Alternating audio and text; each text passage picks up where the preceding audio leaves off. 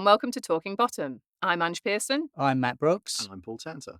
And welcome to the brand new series that we are doing about Rik Mayall. Have you heard of him, guys? I've mentioned it before. Maybe. We're doing a special series all about Rik and his most loved, most famous, most wonderful characters. There are so many characters to go through with Rik in his huge back catalogue. But we're going to go through methodically. We're going to try and go through chronologically. That's what we figure is the best way to do it. So this week we are going to begin by talking about Kevin Turvey. I've waited to talk about this one for fucking years. Me too. I knew that you were going to say his name in that accent because it seems like it's almost impossible to reminisce about Kevin Turvey without saying his name in that Why did you say it in that weird accent? It doesn't sound right. Come on. I held off. He is Kevin Turvey. Kevin with an I. Kevin Turvey. Kevin Turvey. And of course, Kevin was born in Redditch in the West Midlands. Now, anyone who has recently heard about the Rik Mayall Comedy Festival, which of course we were delighted to perform at with Ed By, doing a live podcast there.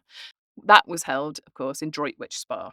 Now, that's where Rik's actually from, where he grew up. But Kevin, the character of Kevin Turvey, is from Redditch, which is just up the road from Droitwich, really. But I spent a long time thinking that Redditch was where Rik had been born and raised because I knew he was from the Midlands. You know, when I say a long time, you know, when I was an idiot, when I was younger, and Google didn't exist. Do you mean because of Kevin Turvey? Yes, yeah, I knew it was based with affection on the area that he'd grown up in. Makes sense. Yeah. Absolutely, and the character of Kevin Turvey is so fully formed, isn't he? He's just utterly real, and Rik does that with all of his characters, of course, but so instantaneously. Everybody has met or knows someone who's a little bit like Kevin Turvey. He credits himself in the show as Kevin Turvey as himself. The end credits doesn't say Rik Mayall. Yeah, so I'll just intro where we first met Kevin. So in terms of any viewers who will have ever seen Kevin Turvey, he was born on A Kick Up the 80s, which was a sketch show that started in 1981. It featured the likes of Miriam Margolyes and Roger Sloman. Robbie Coltrane. Robbie Coltrane was series 2. Okay, Tracy Ullman from Simpsons fame, kind of. Yeah, she had her own sketch show way back when. She's, you know, obviously a big name in her own right, wasn't she? But they started out there with A Kick Up the 80s in 1981. And Rik was obviously this sort of side character that came in as Kevin Turvey. And as you're right in saying, he didn't credit himself. He was Kevin Turvey in the credits when it goes up. So no one would have known that it's Rik Mayall even playing a character doing those monologues. So timeline-wise in Rik's career, 1981, this is obviously pre-Young Ones, but this would be post Boom Boom Out Go the Lights. That's so right. It's had a bit of TV exposure with Rik the Poet. That's right. 1980 was Boom Boom. And in my research around Kevin Turvey, I'm going to stop saying it in the accent, but don't. He was born on stage at the comic strip as well. He was a character that Rik did. But he was then called Kevin Turvey with a B. Okay. So Kevin Turvey. Why did he change it? Well, we don't know. Rik's not here to ask. I would imagine that the original, I don't know, I'm just pondering here. I think the original idea for the character was maybe like, well, I want to be a bit like Turd, but I'll change it into Turvey. Yeah. And then whatever conversation must have happened, that Turvey sounds, it's funnier. I wonder, it's because it's the V in the first name and the V in the second name. Yes. Kevin Turvey. Absolutely. It rolls off the tongue a bit better. It's got a nicer comedic sort of lyrical rhythm to it, hasn't it? And it's possible, and this is just me speculating, that maybe there was someone called Turvey who he based it on and he wanted to sort of disassociate. Once it went to TV and he thought, shit, people are going to see this, maybe he might have thought. Yeah, potentially that'll be it. Or someone just gave the note that they thought Turvey wasn't quite as funny, or Turvey, maybe it sounded better with the V's, like you say, flicking all the V's in all the names. And in that way, that character was born, and he was just a monologue. He came on and talked about an average day in his life, and it was all there with it was basically that he got up late, he went to Tesco, and he regaled the audience with him eating a bowl of cornflakes, and that, you know, I'd eaten sort of 15, 16, I don't know, I wasn't counting. So it's the minute detail he goes into, like he has an incredibly enthusiastic presence, talking about the most mundane, boring things imaginable. I always question the reality in the show of why has he been hired? Why has he been? Because he is being put on television, and that's hilarious. I mean, Rick said of the character that he said I wanted to do a character on the telly who would just waste television time and be incompetent, didn't he? And he achieved that, didn't he? He nailed it. So I must confess, right? I've always been very aware of Kevin Turvey, but I watched in preparation for our discussions here all of the sketches from Kick Up the 80s and The Man Behind the Green Door, and I realised that most of them I hadn't seen them before, so I was kind of coming to them for the first time. I envy you. All right. Well, I found I think I was less of a fan of Man Behind the Green Door, which I know we'll discuss, but I thought I loved the sketches.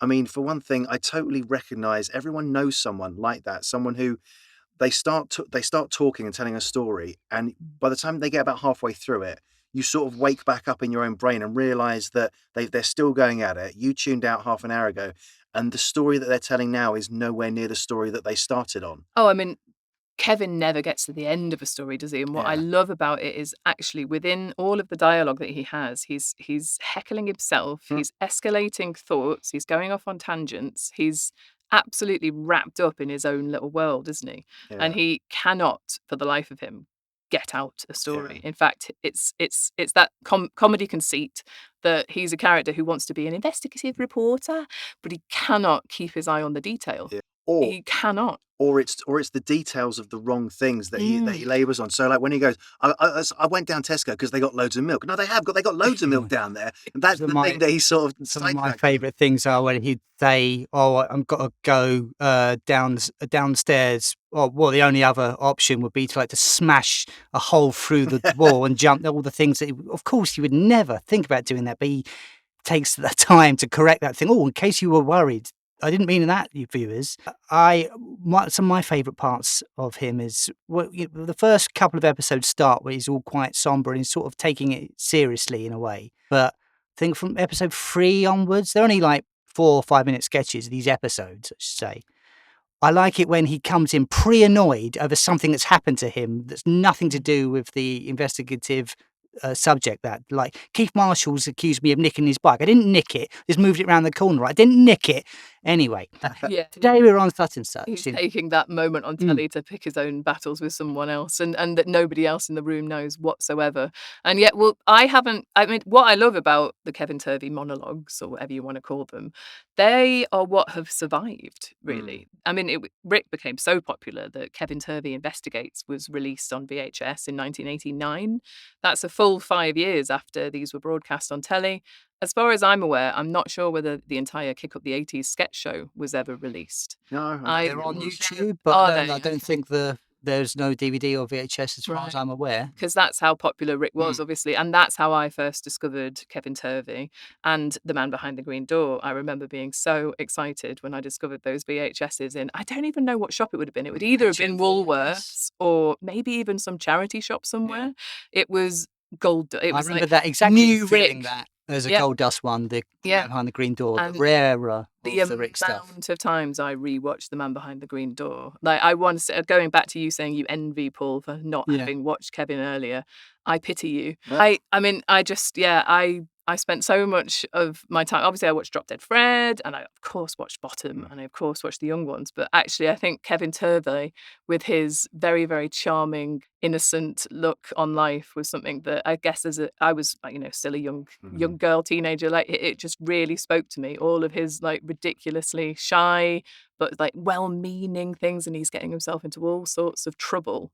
And I watched Man Behind the Green Door before I watched the monologues, actually. Oh, really? So That's I think an unusual might be why it holds a special place in my heart, that mockumentary. We haven't actually introed that Man Behind the Green Door. No, that's what we'll do now. I think, so for those that don't know the format of the show, Kevin Turvey was a little sketch within a sketch show, 5 minutes long, just sort of a kind of Ronnie Corbett moment, just him sitting down, monologuing, having a chat to the camera, like breaking the fourth wall. The special Man Behind the Green Door is a mockumentary week in the life of Kevin as he goes about investigating. In that, he reveals that no one employs him, he just does it. But so that changes from him being on the BBC somehow for Kick Up the 80s. Consistency has never been something they've worried about too much in their writing, but it doesn't matter. Well predates The Office. A lot of all the popular mockumentary stuff. It's predates Spinal Tap, for goodness sake. Yes. The character, what it made me think about in terms of other television, in terms of what it predated, was fictional characters who are often interviewers. So there were people who came later, like Dame Edna and Ali G and Mrs. Merton and Alan Partridge. Philomena Kunk, he Kunk. really reminds me of. Yeah, you can see sort of elements of that. And it's that thing of Rick always liked characters who, as he said, were a bit crap. And you can see that that's the sort of thing that carries through into those characters, in that they're not the best interviewers in the world. Kevin is the epitome of a character that's a bit crap, isn't he? But in terms of in order to play a character who is a bit crap, as a performer, you need to be really good. And you need to have, and Rick obviously is and was, you need to have that confidence, because especially when you're doing the character for the first time to an audience, they're not sure if you're the real deal or if you're a character. And I noticed watching the first sketch, the first from the Kick Up the 80s, that the audience weren't quite sure. There were sort of titters and a few laughs. And then as the show went through, in terms of time each week went through, the audience now knew, okay, it's a character. And so you have to be really sure of yourself. And for a lot of lesser experience and lesser comics and lesser actors, if you don't get the laughs immediately or where you think they're going to happen, the temptation can be, as a performer, to start rushing it, to start gabbling it, or to start like mugging to try and get the laughs. But and Rick is totally, he just stays the course. Never falters. He's absolutely in control from the off, isn't he? And similar to the Rick the Poet character, which of course we'll talk about when we're talking about Rick from the Young Ones, he absolutely engages the audience, even with a character that's going off on all these tangents. Like the laughs that you can hear coming out of people, like they are absolutely shocked and engaged, and they are absolutely loving it, even though he's not going anywhere with any of it. If you actually look at the script for a lot of Kevin's monologues, there aren't many jokes. There aren't many. That's a setup. That's a punch. Yeah, it's like anti-jokes, really, isn't it? It's like jazz kind of. It's like the humour's doesn't come from the punchlines. It's from the stupid observations he makes in the between. It's about the character. It's a full characterization. And that is what's joyful. And that is what, the likes of Steve Coogan has made his money on for years, since, making a character that's so fully formed that you can let them loose on stage, have them say almost anything, and people will be with them, and they find that affection for them, even though they might be saying something that they don't agree with, or they're just being a little bit stupid, and they're sort of like not someone you've got confidence in. That was the joke. I think Ben Elton was saying that when we were at the Slapstick Festival, wasn't he? It's like there was this time in the 80s where the joke was, it's not actually really a funny setup punch sort of thing. It's that we're having a go at people who don't really know what they're doing. And that was the new wave of alternative comedy. You weren't a stand up with a mic and being really, telling mother-in-law jokes. You were exploring characterization. Well, in one of them, he literally lampoons the setup of the joke, doesn't he? Why does Mrs. Thatcher wear barbed wire underwear? She doesn't. It's a joke. Very anti-joke. And I love that he squeezes in the one which is like, what you ask a man with no arms and no legs. It's a Rick like joke. when your watch is broken. It doesn't feel like a Kevin joke. That's There's definitely one that's Rick's written, isn't it? And he's put into Kevin's voice. But there's a stand-up that he did in 1983, stand-up for Nicaragua, 1983, where Kevin does a 10-minute set, and he swears. He uses the F-bombs a few times, which is fuck. It's really weird. It feels jarring. He doesn't feel like Kevin would wear. But that's what's great in The Man Behind the Green Door, where obviously you have that. I mean, if anyone out there is listening and has not yet watched any of the Kevin Turvey monologues or Man Behind the Green Door, I urge you to go and watch it and then come back and listen to this, because I don't want to ruin any punchlines. It's the bit where Mick the lodger is sat around the table early on, and he mutters under his breath, "I'm fucking hungry," and then Kevin, sort of like in that sort of younger sibling or somebody who's trying to impress someone kind of way, says, "Come on, Mum, we're fucking hungry," because they're waiting for their dinner. And then I love it. She's like, "Kevin, can you come in here for a moment?" And it's that classic thing in a family where, like, you're not going to hit your child in front of somebody who's a stranger or a friend, and you just hear the whack from the kitchen. Is it a whack or is it a frying pan? It's definitely. It feels like the pan's hit him, doesn't it? It's not her hand, and you just see Robbie Coltrane as Mick, just sly little smile. He knew exactly what was about to happen. And just before that bit, I really like. It's really telling of Kevin's character when he comes in and the mum's put a sherry down. He's like, "What's this sherry?" He's like, Yeah. Oscar Wilde drinks that." Yeah, I know. Yeah, yeah. And they're like someone, I actually look up to Oscar Wilde. Yeah, It's and really Kevin sweet. knows that's someone who's, someone to be emulated, and he downs it, which is very, very funny. But yeah, we should set up The Man Behind the Green Door. We've already mentioned it's a mockumentary, which I'm sure, when you actually go back to Python, like Monty Python and Peter Cook and Dudley Moore, you can see that they used to do pieces to camera that were almost like mockumentary style, but in the form of a sketch. And in the form of a sketch. And those sort of mockumentaries have developed over years, really. Like that idea of like watching someone reel, putting a camera on someone who knows the camera is on them and seeing how they respond and react to that camera, because as you've already mentioned, Matt, in The Office, that felt like the unique thing. Oh, it's a fly on the wall documentary, and that's why Brent is mugging at the camera all the time. Yeah, But an excuse to play up. Kevin isn't doing that because it's not something that it's not within him, is it, to do that kind of mugging up? I think the other characters are. Do you In- not? The yeah, mum Kev- and yeah. the lodger, and even Keith Marshall. I think Keith Marshall's Music Anarchy is a real earworm. And it's a real Absolutely. highlight of But the yeah, episode. when you wait, that brilliant bit in it where you're waiting for, for the knock on the door, and Kevin's mum brings his breakfast into him, This and was, I he's was like, waiting for you to start talking. exactly, and it's like it's all set up, but he's desperately trying to make it look like it's real, isn't it? So it's like, I've been waiting out there for half an hour for you to start talking. And it's like, well, is this cold? And she actually says good afternoon after he said good morning, mother. Like, so it's all this faux pretense of what he's trying to achieve on camera. Something that did make me laugh out loud on it, and this is playing with the whole convention of mockumentary and that kind of thing, is we'd had a bit in the house, and then the camera was on Robbie Coltrane and the mum, and I like that there was the insinuation that obviously he's knocking off the mum, Yeah. and Kevin's not aware of it, and the camera's on those guys, and you start hearing Kevin's voiceover, and you think, oh well, this is the voiceover that goes in afterwards, and the camera slowly pulls back, and Kevin's in the room doing it into a microphone in front of them, but they're not reacting to it. Excellent. This is the 100th time he's done that, and they're utterly bored of it. That is very Monty Python. Yeah. Exceedingly Monty Python, where you sort of like think it's a narration and then you cut away and they're actually just at the side of the thing and they're narrating. And it's brilliant. It just works, doesn't it? And like they don't, as you say, they don't even react because they're just so used to him, like eye rolling, like, unveiling that Mick is someone who's a deserter from the army, and that, even when the guy comes round, we can't say he lives here. Duncan Thicket from the Steve Coogan's other characters. I've seen a lot of. Often thought they're very They both similar. wear an anorak. Well, Very bit. Yeah, definitely. He's got an anorak covered on. in gob. Although, is an anorak not kind of a go-to thing? Yeah, I suppose that's a train spotter type. For a comedian who wants to like go, I'm going to create a wacky character. They're going to lick their finger, glue their hair down with it, put an anorak on, maybe some glasses.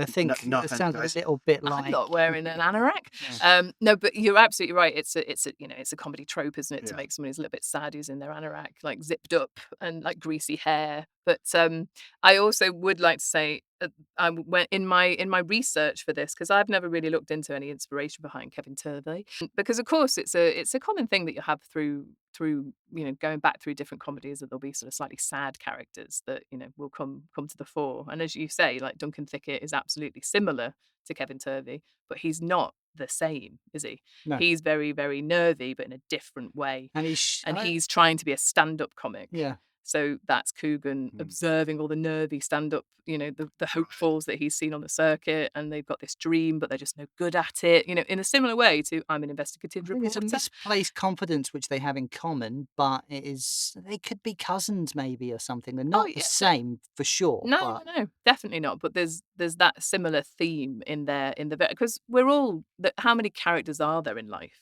Two. We're all Richie and Eddie. There are only so many core kind of character traits that you can actually go into, deep dive into, and that are going to work for comedy, that work as a conceit. And basically they just always got to get in their own way, haven't they? But I just to go back, Peter Cook had a character called E.L. Wisty. Oh yeah, I love way that character. Back when. People have drawn comparisons between E.L. Wisty and Kevin Turvey. Yeah. I watched a couple of them that are online. I mean, you can see it's kind of like a sad guy in a Mac. It's like a Macintosh rather than an anorak.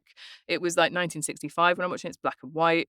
And it is, I mean, I've watched like Peter Cook and Dudley Moore more, and listened to their shows more than I've ever watched a lot of Peter Cook. And it's that embodiment of someone who's slightly sad. He's very, very sort of like, on the bench and sat back, and he's got that really nerdy voice on, but he's not doing anything beyond his usual voices. It's not. similar. It's similar. It's Cockney. E.L. Whisty, for me, is always slightly more the lonely old man in the pub who sees you sitting there, maybe you're waiting for someone, and he comes and sits there and tries to engage you in conversation, often by saying something leading where where he hopes he'll say something and he hopes you'll go, oh, what does that mean? Or something like that. That makes me think of a Far Show character. Isn't there someone? Yes, I was thinking of Harry Enfield. There's a Harry Enfield character, definitely, which I can't quite remember, which is similar. Him? Yes, very similar to the sort of only me, but that's very one note compared to someone as rich and deep as Kevin Turvey. And then I haven't watched a lot of E.L. Whisty, but I would say do you think he'd be in the pub, E.L. Whisty? Because he strikes me as someone who doesn't drink as such. He strikes me as someone you'd meet in a park or at a bench. E.L. Whisty would come and sit next to you on a park bench, definitely. On the bus, anywhere that's sort of out and about, and he's just desperate for a bit of but he'll just bore you to tears. Whereas the essence of Kevin is he's not boring to listen to, is he? Even though what he's talking about has no substance. That's he's interesting. got energy that Rik embodies. All the mannerisms, everything is thought through with Turvey, and he comes to life. But I don't get the impression with Kevin Turvey that he talks to anyone because he's lonely. I get the impression that you could leave him alone in a room and he would still have the same energy. A bit like someone, and I hate to, it seems like everyone applies this to all characters now, but a bit like someone who's slightly on the spectrum. There's a hint of... I think, with that example, Sherlock, it does this thing where he's monologuing over all these ideas and stuff, and Watson leaves. Do you mean as in the Benedict Cumberbatch? Yeah, that one, in the show Sherlock. And and when John Watson comes back, he's saying like, oh, what were you talking about? Oh, I think maybe you'd left at that point. And he was just talking... We were going for the soundboard and stuff. It made no difference that he didn't have an audience at that time. Yeah, and then Richie is absolutely similar in that trait, isn't he? Richie could talk to the wall, couldn't he, if he wanted to, because it's like Eddie's there as his sounding board, but actually you get the feeling Richie talks to himself all the time. He does it all the time when you see him in his bedroom on his own. He's talking out loud, obviously for us, the viewer on the camera, but in Richie's world, he's just talking aloud to himself, like reading War and Peace and all what he's used to, because most of the time when someone else is there, they'll tell him to shut up. Get into bed with my hottie botty. What would you say Kevin has in common with Richie, and what would you say is the differences? Kevin strikes me as quite... I know he's always talking about Teresa Kelly, is that her name? But he strikes me as quite sexless, like he wouldn't know what to do with a woman if he... Definitely, yeah. Whereas, and I know Richie also, doesn't really know what to do, but Richie has the desire and the drive, whereas... It doesn't strike me as that doesn't strike me as one of Kevin Turvey's goals. Kevin he's ringing up Teresa Kelly and he's asking her out. And it's several times over that he's asked her out and he gets denied by her parents, and whenever she gets on the phone she tells him, like, I mean, I love that where it's like, oh, she had a car accident and fell into a coma. That happens to her a lot. That's like when he mentions, would you like to come round, have some sausages, potatoes and gravy with nothing on it, and then have sex with me afterward? Yes, that's his way. Very spectrum. Yeah, but it's what it is also is childlike, and I think a lot of Rik's characters have a lot of that childish innocence to them. Which, of course, Richie's a grown man; he's in his 30s, right? Whereas I was pondering, how old do you reckon Kevin Turvey is? Because I would say he's 18, 19? Yeah, I think he's. You know, how you were saying he hasn't got a job and he's sort of unemployable. I think he's one of those people who obviously hasn't gone to university. He's been probably chucked out of school because he hasn't done very well. He's got a library card. Yes, exactly. But he's keen to learn about the world, and he's got this want to inform himself and inform other people around him, which is actually really, really lovely, isn't it? But it's that thing of, I know what you're saying, Paul, about him being almost sexless, but he does have this desire within him, and he's doing like chat up on the phone, even though he's hopeless. I love that scene in Man Behind the Green Door where you've got him by the phone and he's hunched over the nerves through his whole body while he's talking to Teresa's dad. How often does Rik's characters buckle authority? We'll call them sir and stuff, like yes, very, very, very funny, Mr. Kelly. I couldn't quite do that. I'd have to bet. It's like the bully being, I'm actually just put one on the gang. I'm in part of the joke as well. Like Richie, whenever there's a doctor or a policeman or someone around. Yes, he defers to authority, and the brilliant thing is he's rung up because he wants to ask her out, and the first thing that the dad says to him, you only hear one side of the conversation, but you know exactly what Teresa's dad has said, and it's like, you're not ringing up to ask our Teresa out, are you? No, absolutely not. I think I got the wrong number. I'll just smash the telephone up when I hang up. Yeah, exactly. And it's like, I have to get some privacy. And you're hearing absolutely every single thing, which is, I assume, is, go and stuff your head up your own arse, like go and like break your legs, do whatever it is like, oh, I don't know if I'd be able to do that at the same time, like. So do you think deferring to that authority. But also at the very end, he just sneaks in, don't suppose I can talk to Teresa, can I? And it's just, he keeps Optimistic. trying. Yeah. Do Yeah. you think Richie would bully Kevin? I do. I think Kevin would go in quite naively and be polite to him, and Richie would just see him as weak and anytime there's In the someone hierarchy, Richie would be higher up than Kevin. because Kevin buckles to threats and violence and stuff, and like Richie gets a lot of punches himself. I He think- does start fights, Kevin would never start a fight. Richie would try to bully Kevin Turvey, but Kevin Turvey would be oblivious to it and it wouldn't work on him. I think it would slide off him like water off a duck's back. Well, I think the comments and stuff would absolutely. He would not quite understand, but much like the park keeper just gleefully dancing and kicking him. Which, by the way, watching that made me realise that in Bottom, we only ever got to see Mr. Harrison give Richie a shove in the face, and it made me wish that we'd seen more physical stuff from Roger Sloman. Violence. He went over all this in the interview we had with Roger Sloman, didn't he? He talked about the pulling up of the nose was his idea. He also mentioned something I absolutely loved to hear about Rik. Early Rik, they came down on Kick Up the 80s, saw him just about to be recorded, and he's rewriting it, and Roger was like, what is he doing? That's really unprofessional. And then, it's fucking brilliant. Oh, okay. He's just constantly tweaking, not ready, not quite ready. He's treating it like a live gig, essentially. Yeah. Yeah. Those two should have been in more things together.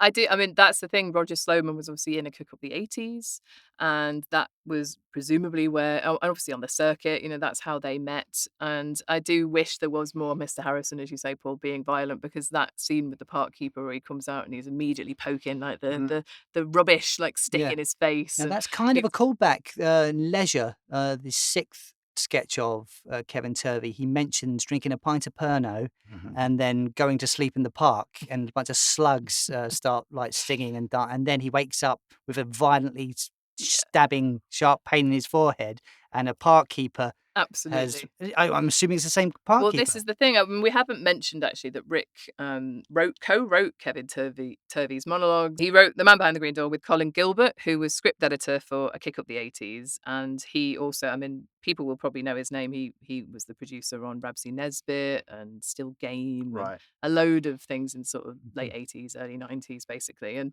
he was obviously in with the in crowd in terms of all these amazing talents. So it's interesting. He was script editor for series 1, and then he became exec producer by series 2. Just a step up. But he is co-writer on all of the Kevin Turvey stuff, like in Man Behind the Green Door. And I mean, I just want to prepare. Like, I don't know if you guys looked this up. Where would you say that The Man Behind the Green Door was filmed? The football stadium has Redditch on the walls, so that's either art department adding that or actually Redditch football stadium. Right. So the B-roll and anything to do with Redditch is obviously from Redditch. But I read a tweet from Colin in 2023 where he revealed that it was actually a BBC Scotland commission. Well, and all of the locations are in either Motherwell or East Kilbride. Well, so that makes sense, because as soon as you said he'd worked on Rabsy Nesbitt and Still Game, my first thoughts are, so he must be a Scot then. Yeah, right, yeah. So apparently it was a commission by BBC Scotland. So that's the reason that those location shots are filmed up there. But I always thought, this must be Redditch, because I've not been. Well, yeah, no, I just thought that was a really interesting detail, because I had always thought, this is Rik in his kind of home area, going around the Midlands, and that's where they'd filmed it. But in fact, it was actually a Scottish Tesco. Do you think Kevin Turvey ultimately is a happy person? Is he kind of so naive and sweet that he doesn't really take on all the shit? I think he's blissfully unaware of how ridiculous he sounds, unlike Richie, who deep down knows he's a loser, he's a virgin, he's overcompensating for these things. I think what Kevin's got on his side is youth.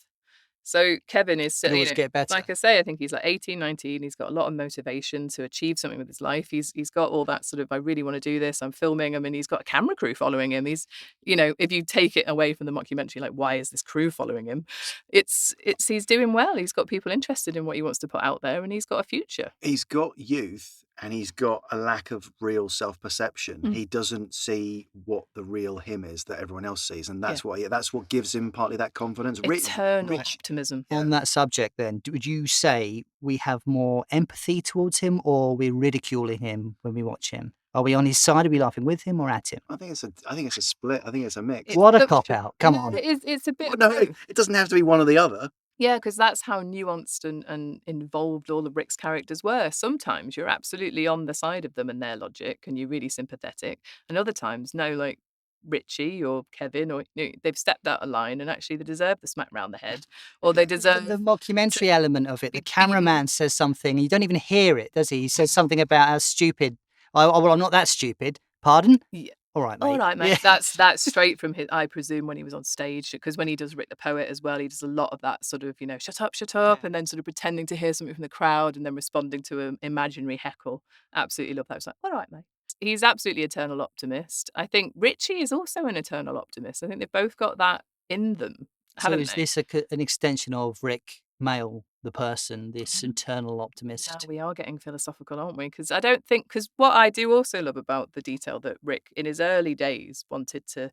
I mean, I've read it from a few people. He wanted to disappear in his characters, which is one reason why he didn't want to be Rik Mayall. He wanted to be Kevin Turvey in his credit. And the same goes, we'll talk about it in the Blackadder episode, but it's Mad Gerald. He's credited as himself, right, as Mad Gerald. He didn't take the credit for Rik Mayall. And it's fascinating, isn't it? Because apparently he wanted to disappear into his characters. He didn't want it to be Rik Mayall. He wanted to be the character and grow into them. And when you think about it, Well- all of his characters are called Rick, aren't they? Yeah. They're Rick the poet, Yeah. and like Richie, like they're extensions of Richie himself, Rich. maybe, but he wanted to disappear into them, Well, which it's- is interesting. It's funny that at some point he must have completely 180'd on that, because as you say, there was a point where all of his characters started to be called Rick, and then he was the performer who would come out and be, hey, I'm Rik Mayall. I am the Rik Mayall. But isn't it That's a interesting that character as well. we've talked about it before, his whole persona in his autobiography and whenever you did see Rick, like he certainly after the quad bike accident, I think he fully bought into this character that was Rik Mayall. And I don't think I don't think anyone who didn't really know Rick could ever say they knew who Rik Mayall was. And that's the enigma. That's the mystery that he left behind, because he jumped into so many different characters. The loud is Rick? bravado side of him in some of his later interviews. That's kind of what I think of as Rik Mayall. There's a really good Wogan interview where he does a bit of Rick the Poet. So it's just after they finished the young ones, and he is so kind of shy and quiet, but very clever. It's a side of him I've not seen in interviews before. And he mentions that a lot of people were confused coming up to him after Kevin Turvey and not, oh, you don't actually sound like that. Yeah, where he's dressed as Rick the Poet. but he Yes, says, that's "Oh, right. And he people takes a spot off. people Yeah. expect me to have a Brummie accent if I'm Mhm. Kevin. Yeah. Yeah, because he did embody them so fully, didn't he? Embodied those characters. And you shared one with him with Michael Aspel, wasn't it, the other day, Matt? Where he's talking about how he's just been doing Rik Mayall Presents. And he actually says on camera, he's like, I'm really nervous. Like he says it like to Michael, he's sort of, I'm really nervous. And I think that is the flash of real Rick. That he then obviously, when he went into other interviews and he just played the character that was Rick, and that was probably how he got through these things if he had nerves. I mean, I'm sure a lot of actors do, but I think we all do day to day, put on a sort of, all right, I'm going to go to work and I'm being this person now. You're not necessarily revealing every part of your inner self, are you? What about Are the you, bleak? guys? No. Are we being ourselves right now? I've got stuff written down, I'm- so maybe not. I'm being a character called Paul Tanter. Yeah, exactly. We're the podcasters of Talking Bottom. We're talking about Rick, and that is a wonderful thing to do, but we're not doing that all day, every day. And what I'm saying is, like, if you want to get existential about it, because you're saying, do you think the heart of Rick is this sort of eternal optimist? It would be wonderful to sort of ask him that if he was still here, wouldn't it? It's like, is that why a lot of your characters had that at their heart? Is that what you found as the core sort of thing Is that it you would delusional grow or out of? aspirational, this optimism that Kevin has? That's a good question. That's a really good question. What I do think is the answer is that in comedy, and as you say, Rick was really fucking clever and he understood comedy, is that you have to have that heart going on at the center of a character for you to empathize with them even when they fuck up, right? And they also have to be that little bit crap because they can't achieve, like the thing about British comedy particularly, you cannot achieve your goal. Oh, we get into Never. the Paul Jackson wonderful quote with sitcom, you keep them, there's no character growth. Absolutely, There isn't a single bit of change from Kevin Yeah. Turvey in The Man Behind the Green It's Door. the core thing. Your characters cannot divert from who they are. They cannot grow. They cannot really develop. You might get them, getting married, but then they've got to fuck it up. Like Peep Show, Mark gets Mm. Sophie in the end, doesn't he? Completely isn't what he wants in the end. He realizes it, and he still marries her. It's that The they're their own endings, worst enemy.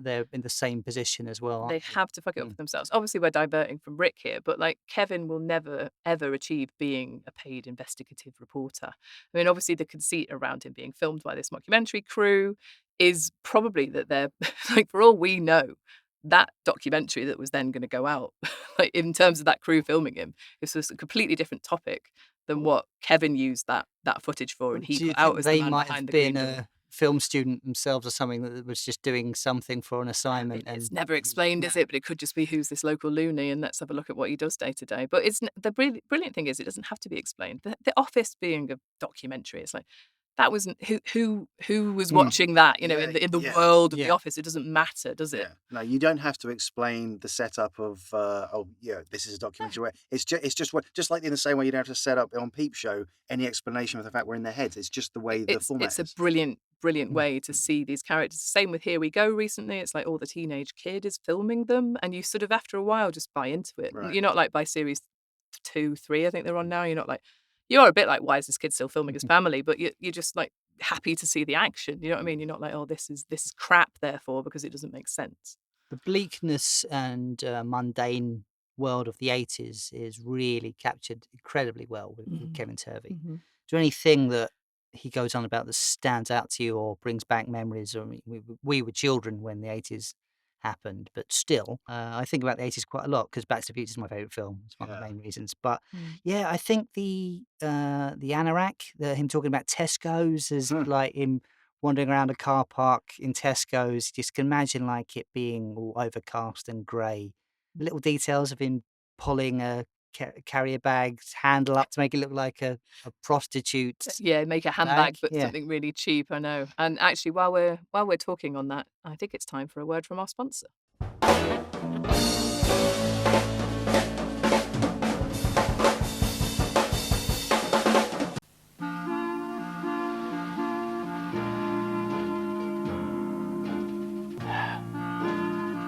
At Tesco, the number of eggs in this box has gone up. So has the number of pork pies in this pack. The amount of coffee in this jar has gone up too, but the prices haven't. With over 450 extra value products, it's the amount of shopping you take home that goes up, not your bill.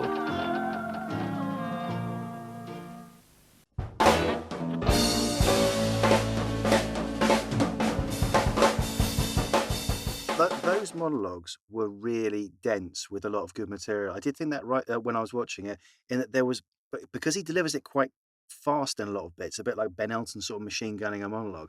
There are some bits that get missed by the audience. Like one of my favorite bits, I think it was, you mentioned Leisure, Matt. One of my favorite bits, it was a line in Leisure. It's like he says, there's someone banging at his door. And he says something like, Oh, no, at the front door again. yeah, no, he goes, oh, I could tell they were in a hurry. So I went and brushed my Yeah. teeth and washed my face. And then I went and answered the Yeah. door. And the audience Mhm. didn't react to that at all. I thought that was amazing. It is, isn't it? It's all thought about, and every single line that he says, like it's as if it's like honestly, it's like if you, I'd love to get the scripts actually and just really boil down, because you say he delivers them really, really sort of scattergun, right? And it. It's like he's just this escalation with his own thought process. Yeah. And I think the one that shows it the most is probably is it Sex Again with the gun, and he's doing the Oh, he bank shoots someone. robbery. Yeah, that's a very much a And it's stand-up like, piece, "What isn't do it? with your fingers?" And he's Yeah. like, How many characters are going on there? We've got Kevin and this bank robber, and then this. people having an argument over something that it's not even the point. To talk about, we mentioned other fake characters who do interviews and that sort of thing. And I did wonder what modern characters or ones who came after him Kevin influenced, because when he did the shooting in the studio, that instantly put me in mind of Alan Partridge when he Sure. accidentally killed Absolutely. someone. I Yeah, don't and know why, but I really think of Jonathan Pye with him a little bit. They're very, very different. Pye's got a lot more Anger? anger and passion, and he's got a job as well. I would you're say seeing him that behind the scenes. it's like Partridge to Pie, isn't it? And then obviously if you go back, and then there's, I mean, again, it's these sort of like amazing comedy creations, isn't it, where you're sort of on their side, but they're completely, if you actually got them in a room, you'd probably want to get away from them fairly quickly, Do but you- you love watching the chaos unfold. But yeah, you're right. I think I thought about the partridge shooting at the end of at the end of the episode, and then and- just acting really nervous about it. But I love how Rick just keeps looking down and like he pulls like a "Ugh" face, doesn't he, a couple of times. And he does a battle reenactment in, was it in Man Behind the Green Door? He does Yes, which- Redditch is full of blood. Yeah. Changed the name to Redditch. which of course, and so Alan Partridge does one in This this time? time with Alan Partridge, where he has a bit more budget than Kevin Turvey did. And I love that in that battle reenactment, I think he was doing, what was it? It was like a load of ketchup Yes. on models that reminded me of Bottom. Obviously, it's the culture chess fight, Yeah. isn't it? Where it's like a load of ketchup's just being poured over them, and it's so wonderful that because again, if you watch it's like Rick doing the kind of Frenchman's faces and like all this sort of like detail, and it is so very crap, but also just beautiful to watch. Like the idea that he's gone down to some field somewhere Mm. and filmed all of that. But yeah, I mean they're nerds, aren't they? So Partridge is a nerd. He's a history buff, isn't he? And anything that kind of like brings that linear line through, again, you can find loads of comedy in it. I mean, we'll talk about Okay. Blackadder next time. That's an interesting comparison then, whereas the first time we see Alan Partridge, he's a reporter. Then we see him chat show host. Then we see him in his day-to-day life with his assistant, with his ex-wife, only on the phone, I guess. Man Behind the Green Door, we now see other members of his family. How much does that add to the character of Kevin Turvey? Do you think he feels exactly the same, or does it make him feel... It grows his real? world, absolutely, doesn't it? And I think, again, that's the wonderful thing about a character that's been fully formed. You should be able to pick them up and put them in any scenario and they will still be really funny. But I think that's why I think Man Behind the Green Door is my favourite thing, because it's actually a peek into Kevin's life, isn't What it? do they show about his sort of blind spots, those characters, would you say? Like, I think showing how much the Blodger, who's clearly not a nice guy, has lived a bit. He's clearly done some naughty stuff, and he's very patronising to Kevin, and yet he still is like the little brother, isn't he? Like, he's got to get the last dig in, and he gets a slap round the head for it. I found it weird seeing him go down the pub with them too, as well. Like, those two are talking with the same kind of over enthusiasm of real mundane, boring stuff, where you feel like maybe Kevin's learnt it from these two, Yeah, but I mean, that scene's great because, again, going back to Kevin being like a child, and he doesn't really know what to chime in with, especially the under the thumb conversation. Kevin barely has a line in that walk home, and then he's just like, "Well, he's not married, isn't he?"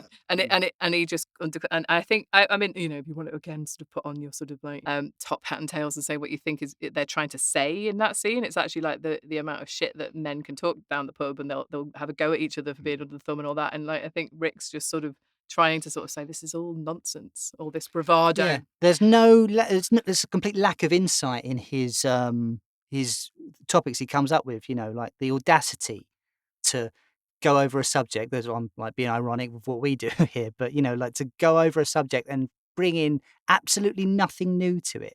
Yet he feels like the sheer overconfidence of it. That's very ahead of its time. It's very much social media and stuff. Oh, here's what I think about this. Like, no one fucking asked you. This is trite. It's boring. But obviously he's not He boring. makes his own platform. Did you enjoy it overall, Paul? Because hearing that you hadn't seen it as much as us two, I was kind of eagerly awaiting your opinion on it. I did. I think I enjoyed the Kick Up the 80s monologues the most. I enjoyed Man Behind the Green Door, but I think if I'm looking at Rick's work from that period, I definitely like The Young Ones better. I like Rick the Poet more. There's a reason, isn't there, why Kevin Turvey isn't necessarily the most celebrated of Rick's characters.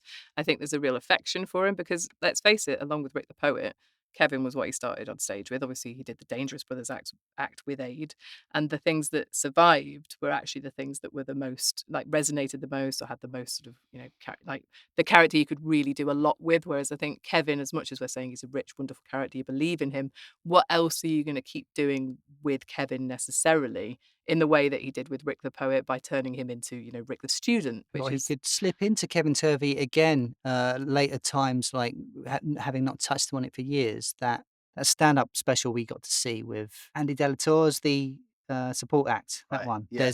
There's a moment in that where Rik Mayall is telling a story about getting arrested, and in the prison cell with him is this boring little man, and then starts telling Kevin Turvey's story. When I Yeah. went to see Bottom Line 4, that was in Birmingham, and he does a bit in every town he goes to. I've said this on the podcast before, but yeah, he goes into the Kevin Turvey voice. I And see. Okay. just like, oh, what a treat! Just the fact that he can pull it up again. Oh, yeah, you but know. that, I mean, I don't think we've touched upon the affection, obviously, with which he created Kevin in terms of he's a character from the Midlands. I mean, I think Rik himself said that Kevin Turvey reflected a mood and an accent Right. from the West Midlands, and it's clearly done with affection and love, isn't it? And when we were there in Droitwich Spa, I remember saying to Ed Bye, actually, I was like, why do you think he did it in Redditch and not Droitwich? Because that's obviously where he grew up. And Ed sort of surmised that, well, maybe he didn't really want to take the piss out of his exact hometown, but also maybe Droitwich is just that little bit too nice. Because when you walk around Droitwich, it's obviously, it's got its areas that are much nicer than others, like any town, isn't it? But it's got that really lovely villagey market It town does. vibe. Whereas Market town, yeah. Redditch, when you see that B-roll, I've Yeah. never actually been to Redditch, just looks that little bit more run down and Okay. forgotten. And I also wonder, like with any town that's next to each other, like whether there's that rivalry there. So, when he's mentioned Kidderminster before, hasn't he? And sort of like jovially like pointed fun at places in the West Midlands. Like he's never actually said Droitwich, has he? But it sounds similar, doesn't it? Droitwich, Redditch. It's got that same That's a comedic good point. rhythm. Do you It's- think there's a reason why he's so loved as a character? Is that unlike all the other sketches on that, who are putting on characters and doing little scene stuff, he is talking directly to the audience at home. I think it's Then because you it's have that, Rik. you draw it in. I Yeah, I think it's because suppose. it's Rik, and Rik's work therefore got celebrated. And I mean, maybe that's just coming from me as a fan of Rik, but I don't think many people are poring over like the old episodes of A Kick Up the 80s, apart from the bits that have got Yeah. Rik in them. And that's not because Rik's passed away. I think that's because Rik's work was celebrated. He in wasn't his in any time. of the sketches other than Kevin Turvey, right? He didn't pop up in a I'm not sure. I don't think so. I think he was literally there for the monologues, and it speaks volumes, doesn't it? That early character of Rik's, as you say, there's affection for it. I think it was such a great character. He could have done more with it. In many ways, if you think about Rik the student, sort of an amalgamation, isn't he? Of Rik and Kevin. Like Rik the A bit, yeah. student could almost be Kevin at uni. Mhm. I would surmise. Yeah. Not exactly It's the just same, the but accent, similar. really. And but I similar think Rik viewpoints. has upper class parents. I think there's kind of a Yeah. hint of that in Summer Holiday. To address your question about whether or not it's because he does it directly to the audience, the only other comparison from that around that time I could think of was Ronnie Corbett. Mhm. Now, admittedly, when I watched the two Ronnies, I was a younger person, but the thing I always enjoyed most was the sketches. Rather, for me, once he got in the chair at the end, I was zoning out. That's the grown-up bit. But I wonder if I revisited the two Ronnies now, would I find a lot more in that? So I don't know. So the answer is, so I haven't been able to answer your question very at all. astutely. Yeah. What I sum up with, how I like to sum up Kevin Turvey is, it's definitely not Rik Mayall's best work, but it's fucking excellent still. This would be some other person's best work. This shows how far he was going to go. This is his first big thing. And it's kind of forgotten because all the other stuff is just so much. It's better because Rik got better. He grew as a person, but Well, the Kevin young Turvey's not shit by any standards. No, the young ones became the celebrated sitcom, like the mockumentary that is The Man Behind the Green Door. As far as I'm aware, would have probably got aired once or maybe even twice. And it wasn't taken to the bosom of the comedy fans across the land in the way that the young ones was. So obviously he's remembered for Rik. But Kevin more than Turvey, Kevin. but Kevin Turvey was quite big at the time, wasn't it? I mean, it was quite. On A Kick Up the 80s, Yeah. it was 1981, the first series, and then it was 1984. So by the time the second series came out, the young ones existed. So And he'd done A Man Behind the Green Door in between series 1 and 2 of Kick Up the 80s. That's right, yeah. So it's 1981 for the first series, 1982 for Man Behind the Green Door, and then 1984 for the second series of A Kick Up the 80s. So look at it from the perspective of a young comedy actor, comedian, writer landing on the scene, young, lands on telly, and instantly, or in the space of a short time, has not one but two big comedy characters that are very different from it, or quite, identifiably different from each other. Yeah, you wouldn't but are quite confuse them, big. would you? No, but like there's think about other people who play a lot of characters. There's very few people who have landed with that kind of smash. I When think- Steve Coogan had Partridge, he was really his only one was Partridge, and then and then later on. Paul Calf and Pauline Yeah, Calf. Paul and Pauline Calf were big on stage. He tried to make them take off on TV. 3 fights, 4 fights, the 3 weddings and a funeral, whatever, wasn't as big as Partridge. No. He then tried to do Tony Farino and Duncan Thicket, all that kind of thing, but they didn't really take off as much as it was Partridge. Yeah, but Harry Enfield had lots of different characters, but they were all in short sketches. I would argue, though, that Coogan had a lot of success with Paul and Pauline. I mean, there was the Paul and Pauline Calf's Diaries. There was, Tony Farino had the Comic Relief single out. He had like the Phenomenon. I would say, like, if you were comparing sort of Rik and Coogan, then Farino is akin to Turvey in terms of What do you think? how successful, or Paul Calf. I think even early. Steve Coogan would disagree about Tony Farino being that successful. He even had a show. But he even had a show called Tony Farino and Less Successful Characters. No, didn't he? it was Alan Partridge. in this. Oh, sorry, Alan Partridge. Okay, so Alan Partridge was and one of the less successful characters was Tony Farino, wasn't it? Undeniably, yeah. But what I'm saying is, I think, like, if you're doing a comparison, I think Coogan definitely had really strong characters beyond Partridge, in a similar way to Rik having excellent characters beyond. I'm not saying he didn't have them beyond it, but I'm saying in terms of like landing with a smash, like That's Rik who lands he's with known 2. for, isn't Yeah. it? Still, he has others, but it's one big one, really. Rik Mayall. There are few. Yeah, I'm not disputing that at all. I just think that, anyway, we're not here to talk about Coogan's past, but in terms of Kevin Turvey, if you were sort of ranking him in terms of what you think is the most like recognised of Rik's characters, I think he probably comes around sort of 4 or 5, right?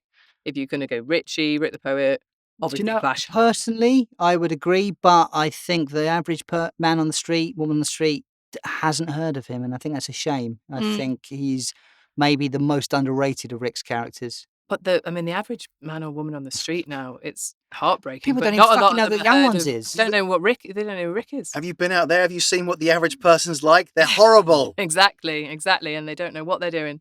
But anyway, we should probably have a quiz, shall we, gents? We haven't had a quiz in ages. I It's great to think- get them back. I'm going to do terribly at this. I'm just going to say that now. Well, I've tried to be kind, unlike you, Paul, whenever you write questions. I've tried to throw in, a couple that, because for the listener at home, I'm sure maybe they haven't necessarily watched a lot of Kevin lately, or maybe you have, and you're going to get absolutely every single one of these right. But anyway, what we're going to do is, we haven't got our fart buzzers because we're not doing bottom anymore. We're going to just go with a quote that we love from the character. So what have you had a chance to think about what you might say? I'll yell Buzzer?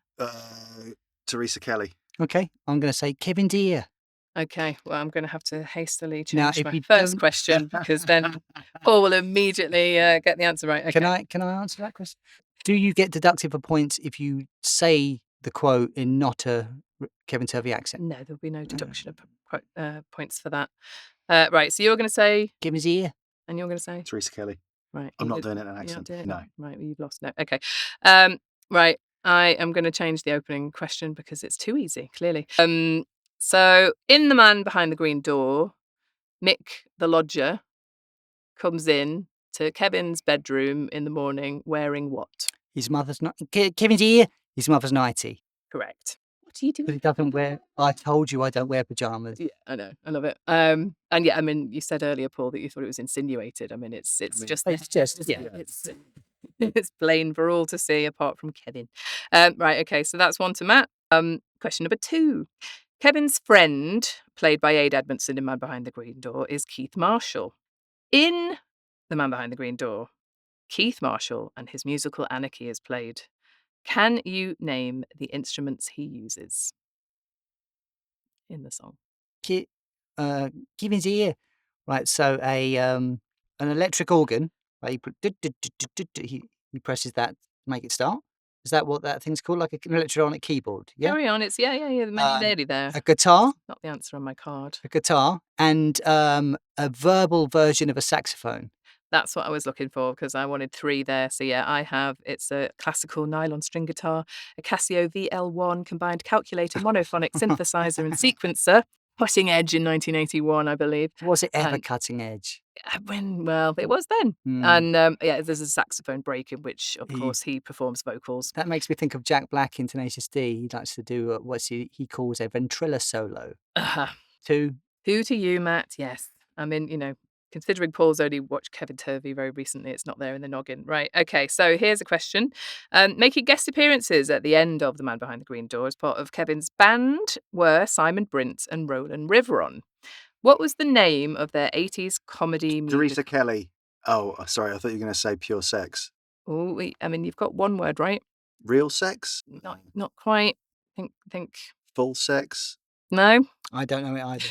Pure sex. So this is You're really close. It's raw. Raw, not pure. Raw So sex. this was the name I'll of give you a Rik half. Mayall's band, was it? So that's the name of Roland Riveron and Simon Brint's band. So they performed at the comic strip and all over the place. I mean, they were the house band at the comic strip. Is that because I'm evil?